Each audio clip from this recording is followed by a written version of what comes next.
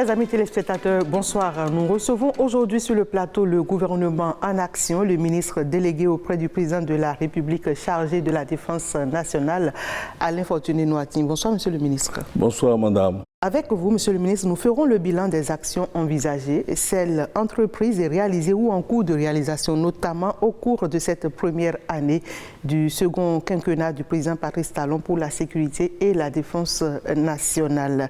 Romuald Roumoui, journaliste à E-Télé, et conduira cet entretien avec moi. Bonsoir, Romuald.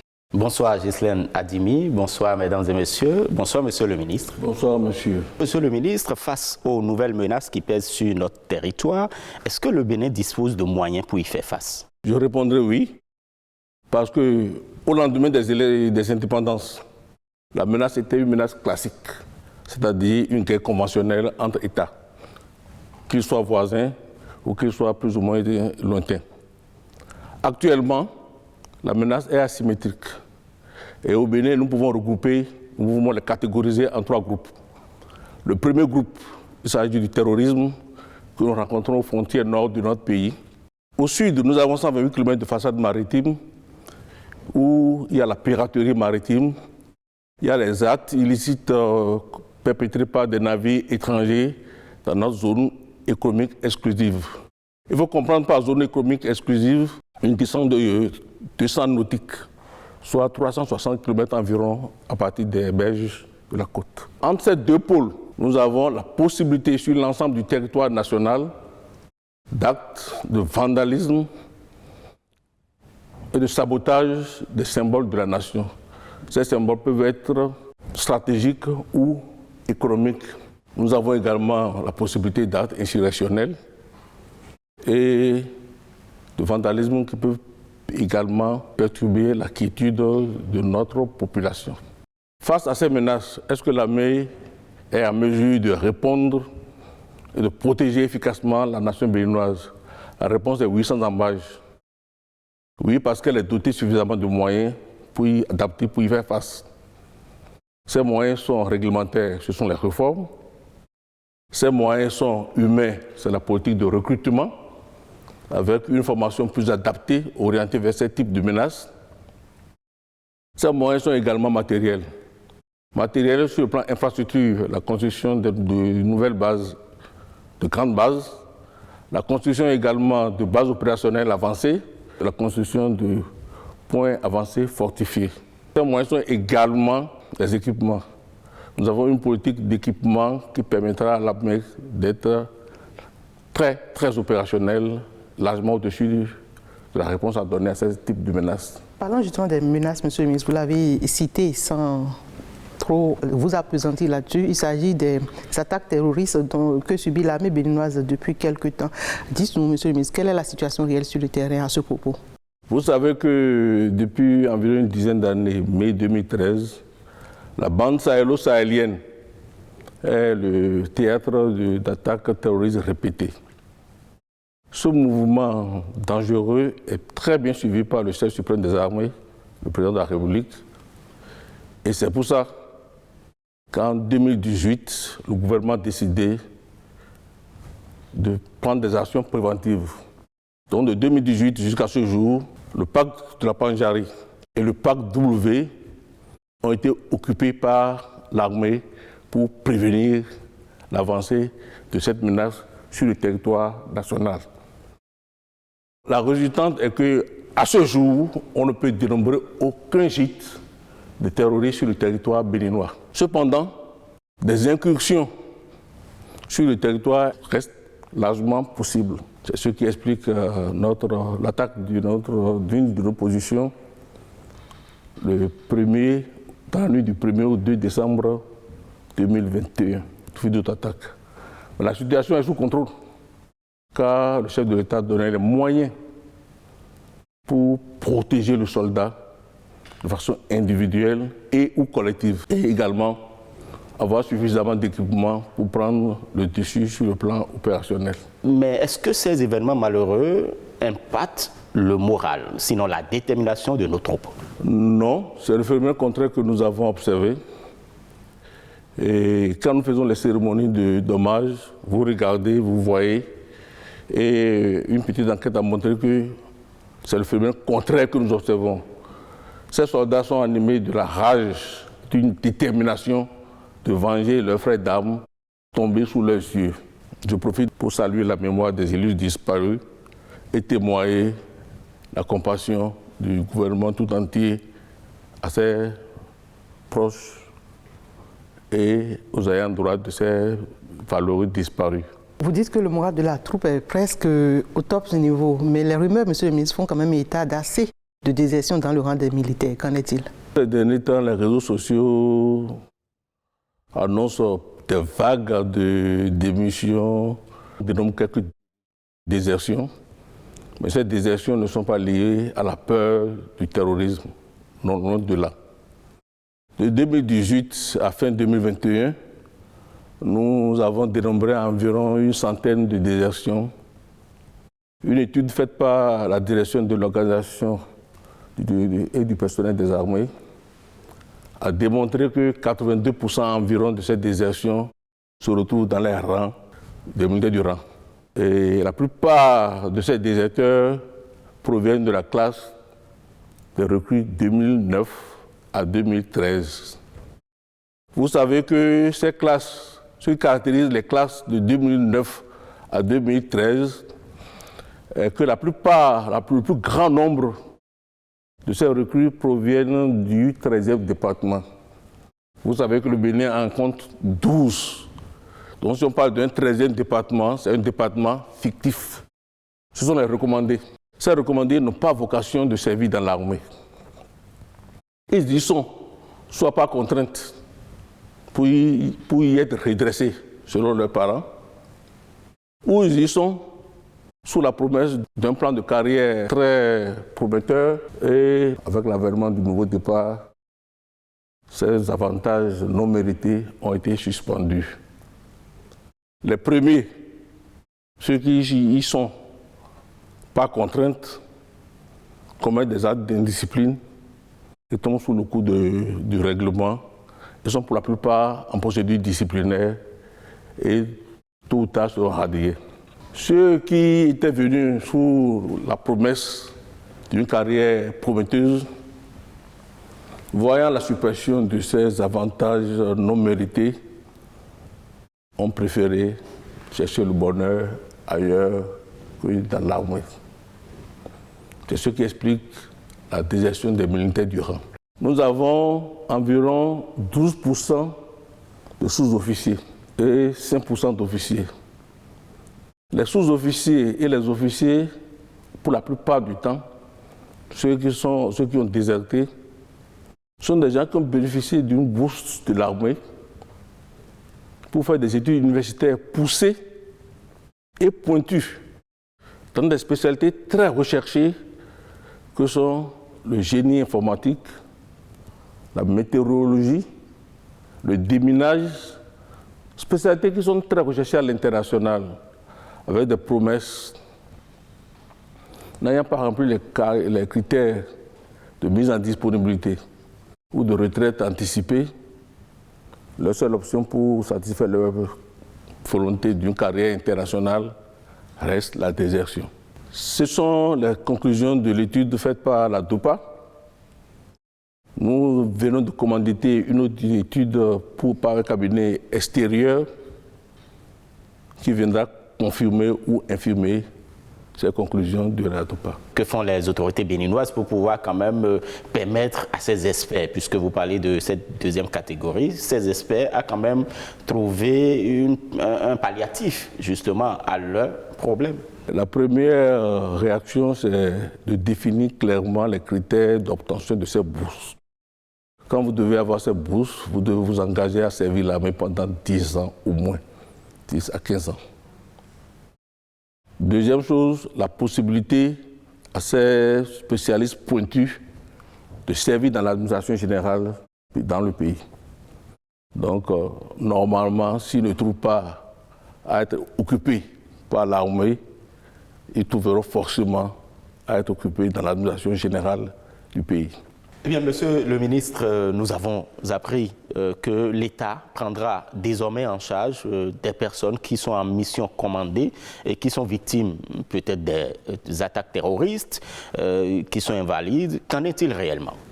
Le Conseil des ministres du 25 mai dernier a adopté le décret portant transmission à l'Assemblée nationale de la loi portant régime de prise en charge des personnes victimes en mission commandée de défense de territoire ou de sauvetage. Cette loi organise la prise en charge aussi bien des ayants droit que des victimes invalides. Les ayants droit, les enfants, sont pris en charge jusqu'à l'âge de 21 ans, âge de la majorité absolue. Sur le plan éducationnel, sur le plan du bien-être et sur le plan de la santé. J'appelle bien-être de quoi se nourrir et de quoi se vêtir. C'est-à-dire un pactole leur est remis annuellement pour cela. Les invalides, eux, ils bénéficient d'une retraite, mais une retraite à terme. C'est-à-dire qu'on considère que leur carrière est arrivée à terme, donc ce n'est pas une retraite proportionnelle. Même si l'incident est arrivé à... Même si l'incident est arrivé à 1 an de service. Okay. Même si l'incident est arrivé à 1 an de service, la première mesure, c'est d'abord de l'amener jusqu'au sommet de sa catégorie. C'est-à-dire, s'il est caporal, il devient caporal-major. Il va au sommet de la catégorie. Il est mis à la retraite, une retraite complète. Et en plus de sa pension de retraite, il bénéficie d'une rente viagère proportionnelle à l'incapacité permanente partielle. Assez de mesures quand même pour encourager nos forces armées à aller réellement au front. Et parlons justement de front et revenons un peu sur les attaques terroristes. Il faut reconnaître que le Bénin n'est pas le seul pays à faire face à ce problème. Nous avons d'autres pays comme le Mali, le Burkina et le Niger. Est-ce que le Bénin est en synergie d'action avec ces autres pays pour lutter efficacement contre ce phénomène? Aucun pays à lui seul ne peut endiguer le phénomène du terrorisme. C'est impossible. Il faut une conjonction de forces de tous les pays confrontés à ce fléau. Dans cette veine, le Bénin fait partie de l'initiative d'Accra, une initiative qui regroupe 7 pays, à savoir la Côte d'Ivoire, le Ghana, le Togo, le Bénin, le Mali, le Burkina et le Niger. L'initiative d'Accra préconise essentiellement 2 choses, la mutualisation et la coordination des actions antiterroristes. Et deuxièmement, l'organisation d'opérations conjointes. Nous en avons déjà fait 4. Ces opérations sont dénommées Koudangu, donc nous sommes à la 4e édition de Koudangu. En plus de cette initiative d'Accra, les 4 pays que sont le Bénin, le Togo, le Burkina et le Niger ont signé un mémorandum d'entente qui stipule 2 choses essentielles. La première, c'est l'assistance mutuelle. La deuxième, c'est la possibilité de poursuite en opération sur le territoire étranger. C'est-à-dire, nous attaquons des djihadistes. Ils se réfugient de l'autre côté de la frontière. Nous avons la possibilité de les poursuivre au-delà de nos frontières. Le Bénin entretient également avec le Niger une coopération militaire très étroite qui vient d'être formalisée par un mémorandum. Je peux vous dire également qu'un mémorandum du même type est en pipeline avec le Burkina Faso. Donc c'est une action concertée. Pour lutter efficacement contre le terrorisme, monsieur le ministre, vous le savez, il faut des équipements. Et est-ce que notre armée, l'armée de terre notamment, qui est sollicitée ces derniers temps, dispose d'équipements nécessaires pour y faire face? J'avais dit tantôt que le chef d'État a mis à la disposition de l'armée d'énormes moyens pour prendre le dessus sur le plan opérationnel. Sans rentrer dans les détails, je peux vous dire que tous les segments, c'est-à-dire toutes les armées, que ce soit l'armée de terre, l'armée de l'air, la marine nationale et la garde nationale, ont une politique d'équipement qui est en cours, qui va, nous avons déjà fait les commandes, nous sommes déjà en train de faire les réceptions. L'armée de terre verra l'artillerie renforcée et également la cavalerie. Ce sont les 2 secteurs de l'armée de terre qui seront bien renforcés En plus de cela, la troisième dimension sera activée et pleinement opérationnelle pour apporter un appui feu aux forces terrestres et également du renseignement. Sur le plan de la marine, il faut noter que des efforts importants ont été faits. C'est la première fois dans l'histoire de la marine que nous recevons un patrouilleur de haute mer. Ce patrouilleur de haute mer est accompagné d'une vedette rapide d'intervention. Il y a de cela 8 mois, nous avons reçu 32 embarcations lagunaires et fluviales. Donc, c'est des équipements qui font que l'armée va passer d'un taux de réalisation matérielle qui était de 17% en 2016 à l'avènement du présent régime à 51% en 2020. Et dès que nous aurons réceptionné tous les matériels en commande, nous passerons au-delà de 75%. Alors pourquoi est-ce qu'il est nécessaire de sécuriser les eaux béninoises? Est-ce à dire qu'elles sont aussi en danger? Vous savez que le port autonome de Cotonou est l'un des poumons économiques de notre pays. C'est à travers ce port que 90% de nos importations et exportations passent.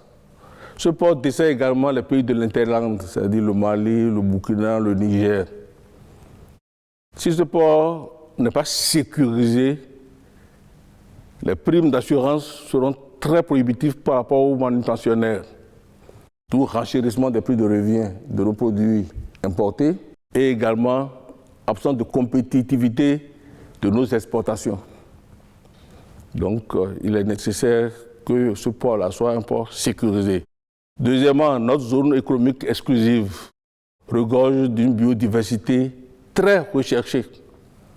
Nous avons le saumon blanc, le thon, que des chalutiers étrangers viennent pêcher illicitement, viennent prélever illicitement dans nos eaux. Également, dans cette zone économique exclusive, on observe un phénomène qu'on appelle le dégazage, qui pollue la biodiversité et menace cette biodiversité. D'où l'importance de contrôler même le centimètre carré de notre façade maritime. C'est pourquoi le contrôle de cet espace est assuré par un projet que nous appelons le projet VICIM. Le projet VICIM va contrôler l'entièreté de notre façade maritime. Elle s'élève à environ plus d'une dizaine de milliards.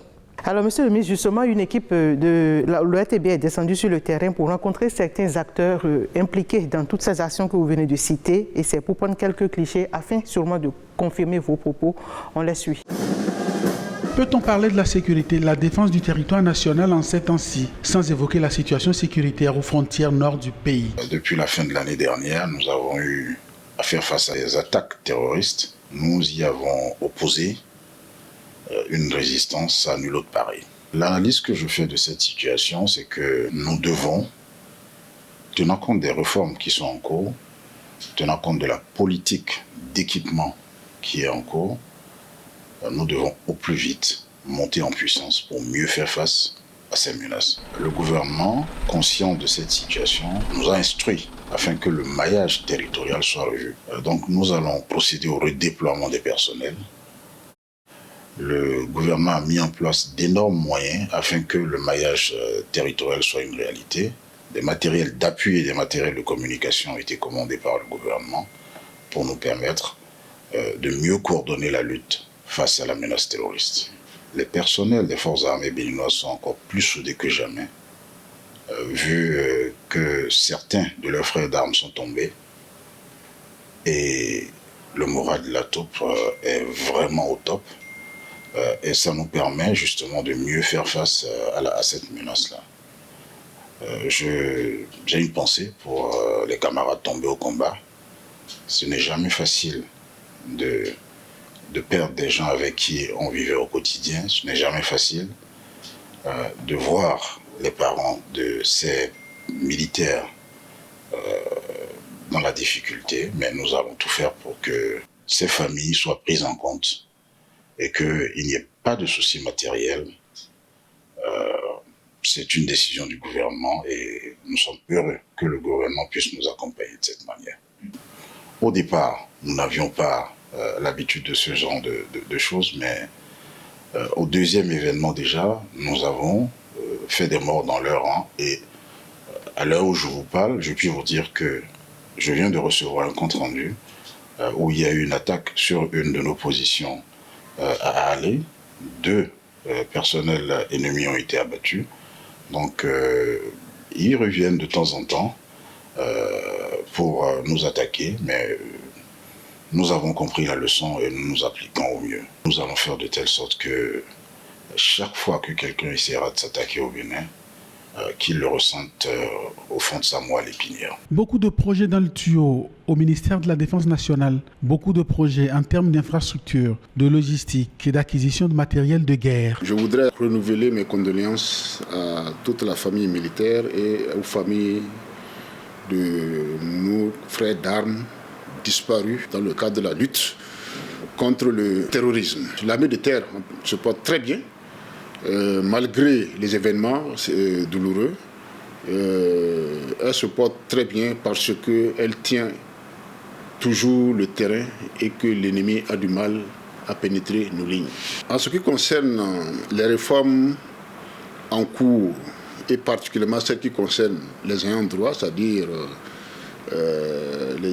tout ce qui concerne les héritiers et leurs veuves, qui est en cours, qui doit passer à l'Assemblée nationale pour que cela soit voté. Les actions du gouvernement au profit des forces de l'armée de terre sont très larges.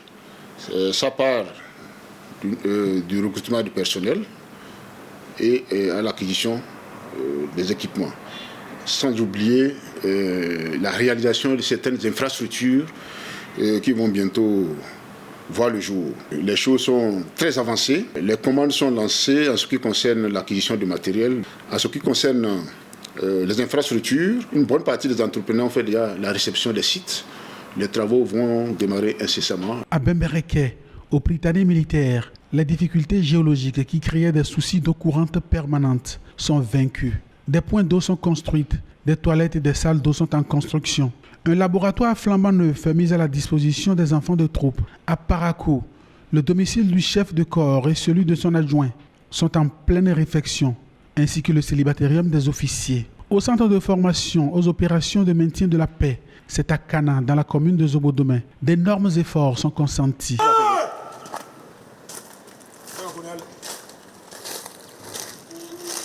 Dans le deuxième quinquennat, nous avons, avec l'appui de nos partenaires, compte tenu des résultats engrangés sur les théâtres d'opérations extérieures, en l'occurrence le Mali, nous avons bénéficié de la rénovation de certaines infrastructures déjà existantes et de la création de nouvelles constructions du centre médico-social pour le traitement de nos personnels ainsi que de leurs familles.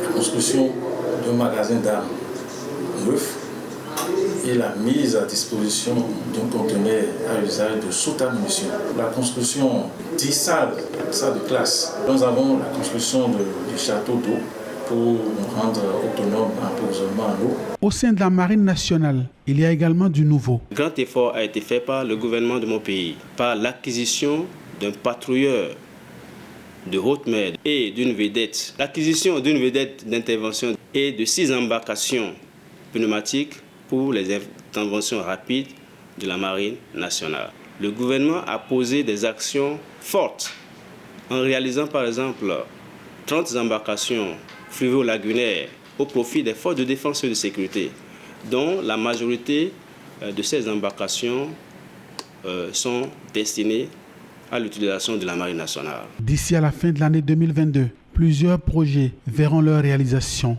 achevée. Monsieur le ministre, vous venez de suivre donc cet élément qui confirme vos propos, mais vous avez certainement un commentaire à faire. Je peux vous dire que c'est le Bénin qui est en train de prendre l'ascendant sur l'ennemi. Et le témoin le plus vivant de cette ascendance, c'est le changement du modus operandi des djihadistes. Au départ, c'était une attaque frontale, arme contre arme. Ici, ils sont frottés, ici, ils sont piqués. Et maintenant, actuellement, ils procèdent par pose d'engins explosifs improvisés. C'est la preuve que, en confrontation directe, l'armée a pris le dessus et ils n'osent même plus de temps en temps venir faire une confrontation directe. Détail alors. Oui, la réponse de détail. Dites-nous de façon précise, quelles sont les réformes qui ont marqué votre secteur au cours de cette première année du second quinquennat du président Patrice Talon, notamment sur le plan institutionnel? La première réforme qui, pour moi, est la plus importante est l'adoption du concept force de défense et de sécurité. On ne parle plus de l'armée, on ne parle plus de la police, mais on parle de force de défense et de sécurité. Ça suppose quoi? Ça suppose une mutualisation des expertises de l'armée, de la police et des autres forces paramilitaires. Ça suppose également que l'armée est dans un ensemble pour défendre le pays, aussi bien sur le plan sécurité que sur le plan défense du territoire. La deuxième réforme, c'est la réorganisation du maillage territorial. Ça veut dire qu'au lendemain des indépendances, la menace était les guerres classiques.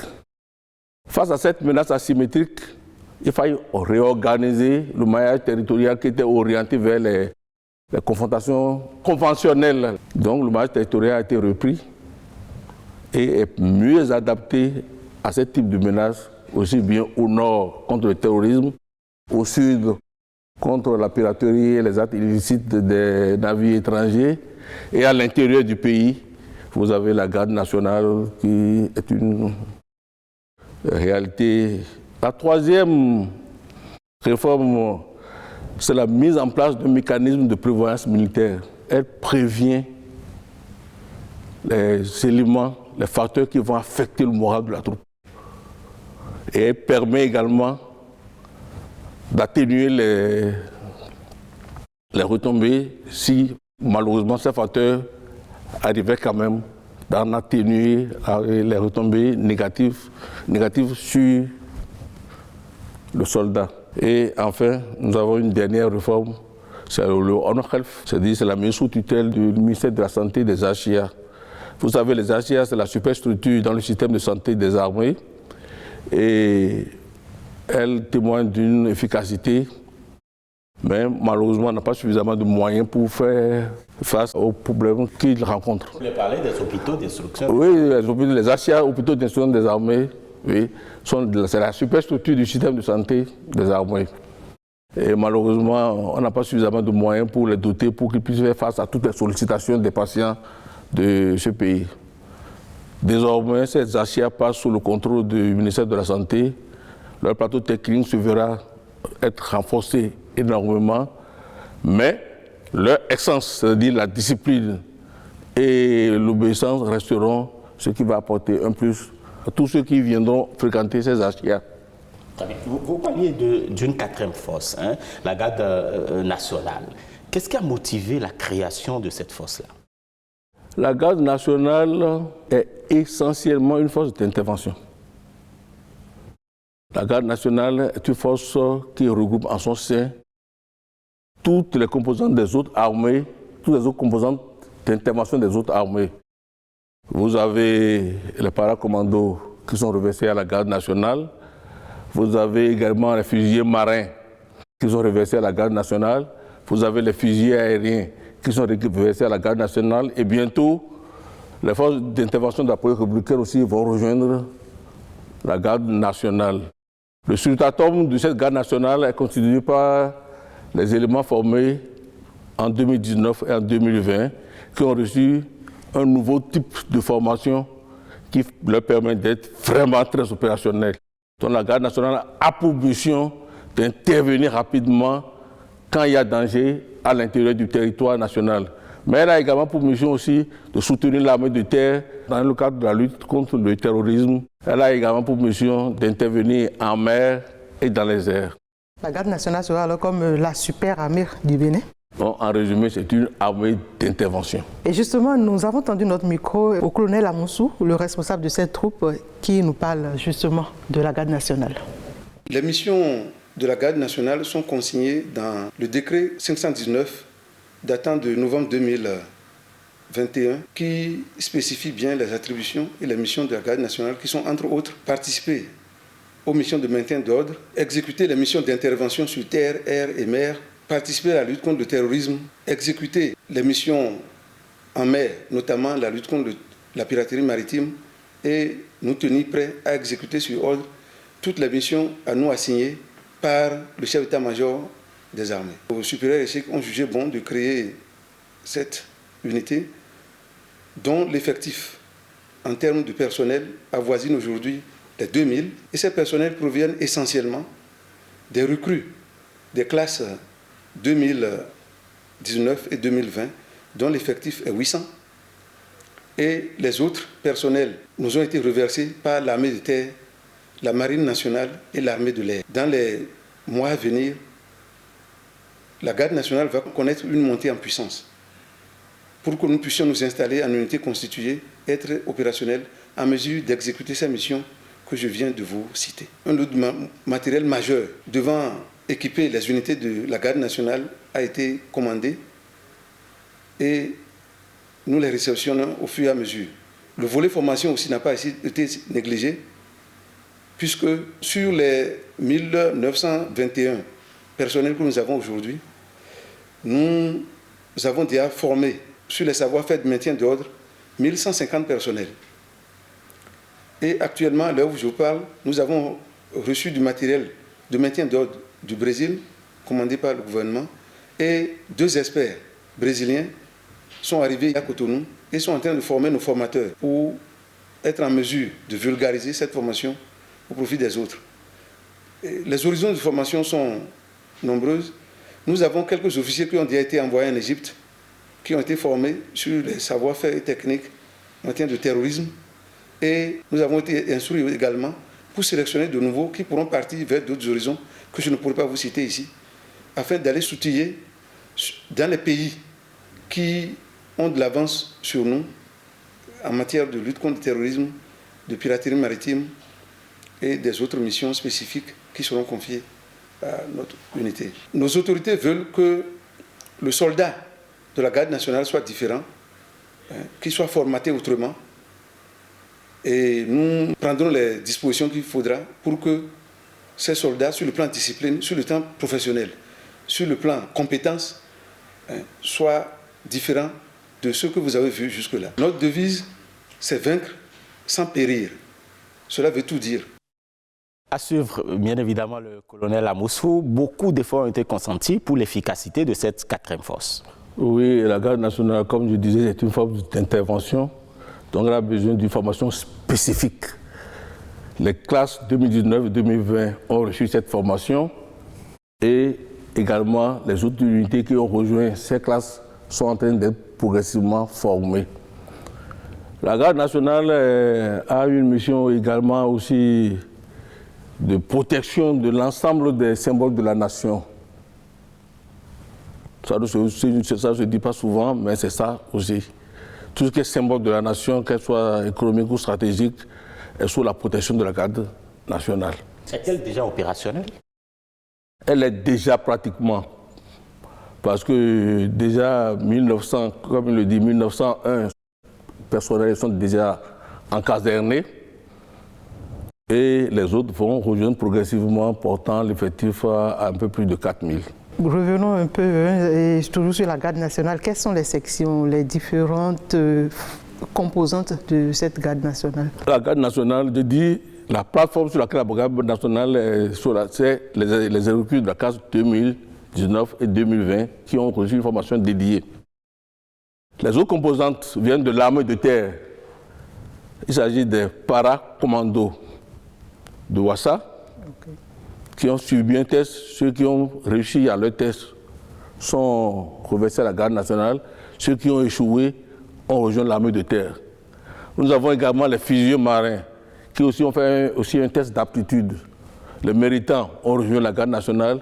Ceux qui n'ont pas pu valider le test sont reversés à l'armée de terre. Nous avons les fusiliers de l'air, même chose. Et bientôt, nous aurons les éléments des forces d'intervention de la police, que sont l'ancien GIGN, le RAID et les BAC. Et donc, c'est les meilleurs alors? Les meilleurs. Voilà. Monsieur le ministre, il y a certains de nos concitoyens qui ont des préoccupations à vous exprimer. Et donc, au micro de l'ORTV, nous allons pouvoir les suivre et revenir. Nous constatons qu'il y a aujourd'hui plusieurs attaques dans le nord Bénin. Je voudrais demander au ministre de la Défense s'il y a des mesures qui sont prises pour que cette situation-là soit palliée. Parce que vous voyez comme moi le grand marché de Glazoué qui est en construction. Et ce marché qui regorge pas mal de personnes qui viennent de différents horizons. Est-ce que des mesures sont prises pour que les populations soient dans la tranquillité? Ces derniers temps, nous entendons ce qui se passe de l'autre côté du Porga. Et vu qu'on a un camp ici, quels sont les dispositifs qui sont prises pour que nos citoyens qui vivons à Bembereke soyons protégés par rapport aux attaques djihadistes? Lorsqu'il y a attaque, c'est les camps qui sont d'abord attaqués en premier. Et vu que ce camp est un camp qui est d'une grande envergure, donc ma préoccupation est directement aller dans ce sens-là. Je voudrais d'entrée de jeu remercier Monsieur le ministre de la Défense pour tout ce qui se fait d'abord au niveau de la défense. Nous sommes fiers, mais je voudrais savoir, Monsieur le ministre, nous avons appris au niveau des zones que beaucoup a été fait. On a acquis des matériels pour aider nos forces de défense au niveau de Porga. Mais ce que nous constatons aujourd'hui, c'est que la recrudescence des choses, il ne fait 2-3 mois, on entend des morts, nos soldats meurent sur le front. Est-ce qu'il n'y a pas quelque chose d'autre à faire pour sauver la vie de nos soldats? S'il vous plaît, monsieur le ministre, qu'est-ce que vous pensez de la sécurité des frontières de notre pays? Monsieur le ministre en charge de la défense nationale du Bénin, vous appartenez à un gouvernement de réforme. J'ai une préoccupation à vous soumettre, monsieur le ministre. Est-ce que les réformes peuvent aller dans le sens de faire en sorte que le Bénin puisse devenir un pays neutre? Pays neutre, c'est un pays non allié, c'est comme la Suisse. Et j'ai réfléchi et je me suis dit qu'il faut que mon pays aille dans cette option de pays neutre. Et je voudrais que les réformes puissent aller vers là. Et qu'on m'explique un peu les conséquences sur le personnel de l'armée. Monsieur le ministre, ce que nous voulons de vous est d'équiper notre armée et de faire assez de recrutement. Ce que nous voulons de vous est de recruter les personnels, les gens pour qu'ils puissent renforcer notre sécurité au niveau de la défense. Lorsqu'on veut recruter, il faut tenir compte de ces qu'on appelle des personnes qu'on recrute. Il y a ces militaires-là qui sont, pour ne pas dire qui sont des soulards, qui sont tout. Je suis à côté d'un QG. Vous allez voir comment les militaires sont en train de tenir le verre. Ils boivent. Monsieur le ministre, je ne sais pas quelle sanction vous êtes en train de prévoir par rapport à ces genre de choses si on voit le militaire dans un QG en train de prendre de sourabi, de tchoukoutou avec qu'on appelle le treillis, parfois même avec l'arme, on les rencontre. Donc, s'il a une solution pour ça, vraiment, nous voulons que vous nous aidiez. Ces derniers temps, il y a eu un grand changement qui est intervenu au sommet des forces armées béninoises. Alors, qu'est-ce qui peut l'expliquer?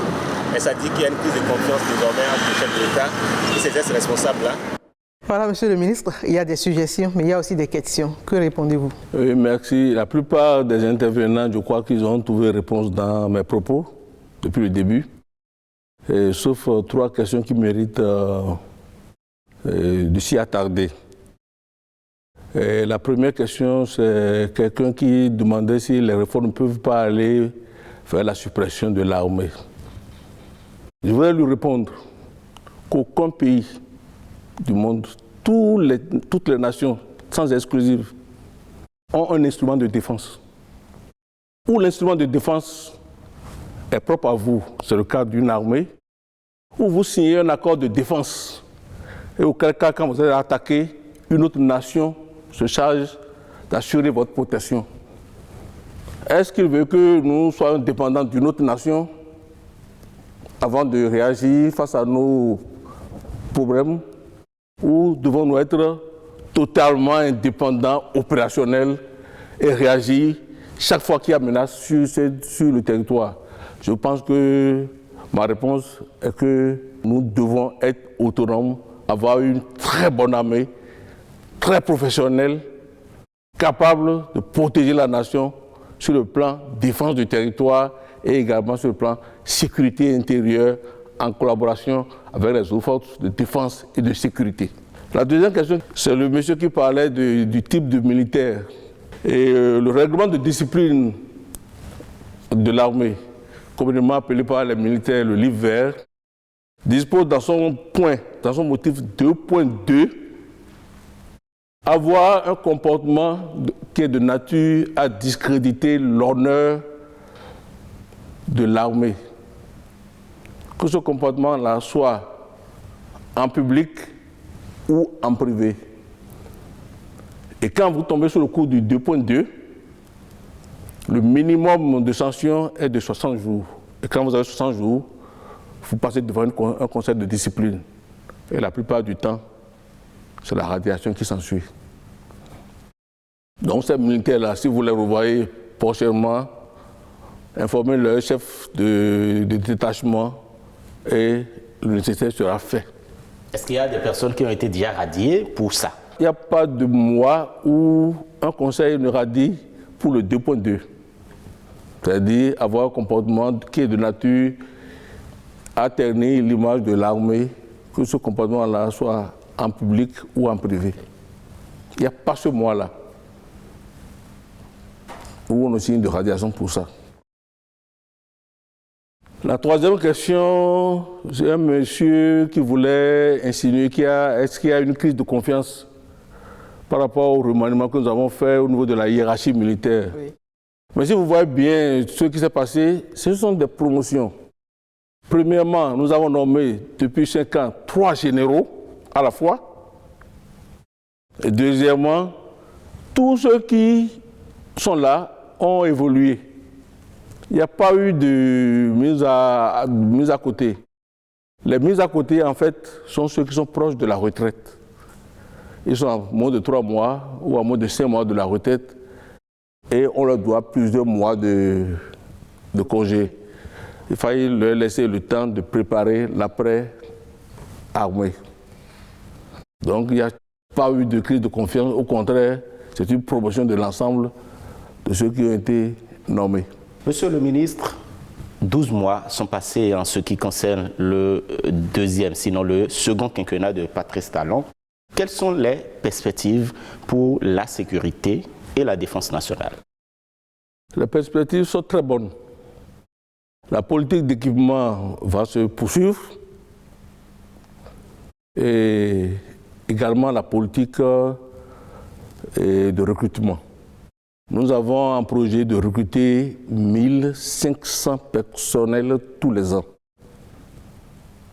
Sur 5 ans, ça fait 7500 nouveaux soldats qui vont intégrer l'armée béninoise. Les perspectives sont bonnes parce que vous avez entendu que des infrastructures jamais réalisées sont en train, des camps de type nouveau, à l'image du camp d'Alada, sont réalisés partout sur toute l'étendue du territoire. Ces infrastructures sont organisées en grandes bases, en base opérationnelle avancée et en points avancés fortifiés. Et la collaboration police, armée, eaux et forêts est plus que jamais étroite. C'est pourquoi leur formation commune de base se fait ensemble, aussi bien au niveau des militaires du rang, des sous-officiers que des officiers. Pour moi, je crois que les perspectives sont très bonnes. Alors, monsieur le ministre, votre mot de fin? L'armée béninoise est suffisamment outillée pour parer à tous les fléaux qui peuvent venir perturber la quiétude des Béninois. Je dirais à la population béninoise qu'elle n'a pas de crainte à se faire, que les populations vaquent tranquillement à leurs activités économiques, qu'elles dorment tranquilles. Les forces de défense et de sécurité veillent. Alors, chers amis téléspectateurs, vous avez suivi Monsieur le ministre de la Défense nationale avec beaucoup d'assurance. Il dit le pays est en sécurité. Les forces de défense sont plus que jamais aguerries et motivées au réveil, au grain. Les mesures sont prises et continuent d'être prises pour sécuriser davantage les populations et tout le territoire national. Monsieur le ministre, merci d'être passé sur ce plateau. Merci Madame la journaliste, merci Monsieur le journaliste. Oui, merci beaucoup pour la collaboration. Merci à toute l'équipe de réalisation et merci également à vous, chers amis téléspectateurs qui nous suivez, et à bientôt.